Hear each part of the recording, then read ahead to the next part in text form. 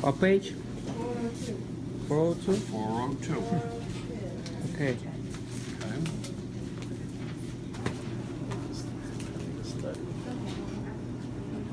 This is the common carotid. You're blocking everybody's view. Sit over there. Down. Okay. This is the common carotid. If there's a common, it's got to break up into a couple of things. It's going to break up into the external and the internal carotid. Okay? Well, the external carotid is going to go to the head and face. The internal carotid is going to go into the brain. Okay? And I can see it there, and I can see it there, and I can see it right there. That's the common carotid. Now, there would be a right common carotid and there would be a left common carotid. We have something called the circle of Willis.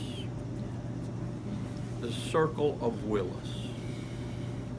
Now, the circle of Willis is what's called an anastomosis. It's a joining together of similar blood vessels, arteries or veins, but not arteries and veins. So this is the circle of Willis. It's formed by the right and the left internal carotids, and it's formed by the vertebral becoming the basilar artery. Off of the basilar artery, we get our posterior cerebral. Then we get our posterior communicating. Then the carotids would come in. Once they join the circle of Willis, this is now the middle cerebral artery. Coming off of that would be the anterior cerebral, and that's the anterior communicating. Okay? And then all of these would be cerebellar. All of these coming off of the basilar would be the cerebellar. Superior, middle, inferior cerebellar. Okay? I'm less concerned with them that you know common carotid, internal carotid, external carotid. Vertebral basilar, circle of Willis, posterior cerebellar, posterior communicating, middle cerebellar, anterior cerebellar, anterior communicating. Okay? Now this skull shows it very, very well. You may also have pictures for this skull, which does not show it very, very well. This is one of the only ones of all of these that shows it very, very well. So we have the vertebrals, we have the basilar. This and this are going to be the posterior cerebral. This is going to be the anterior communicating. This is the end of the internal carotid, which then would branch out to be the middle cerebral. This would be the anterior cerebral, and this little interconnection here, anterior communicating. So now we have this redundant system. So it should be very, very, very difficult for one of the main arteries to cause a lot of brain damage, because you've got three other arteries in a circle.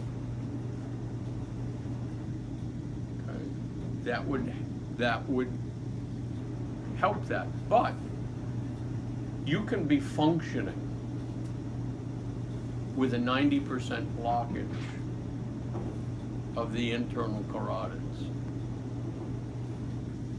But that 90% took a while to get there, and it's not going to take much longer to be 100%. So what they will do is go above the blockage, put in a screen,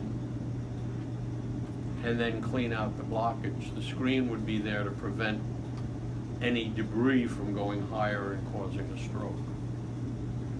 95% of your strokes are blockages. 5% of your strokes are hemorrhagic. So I always carry around aspirin. Okay? And whether I have water or not, I'm chewing on an aspirin. Because the quicker you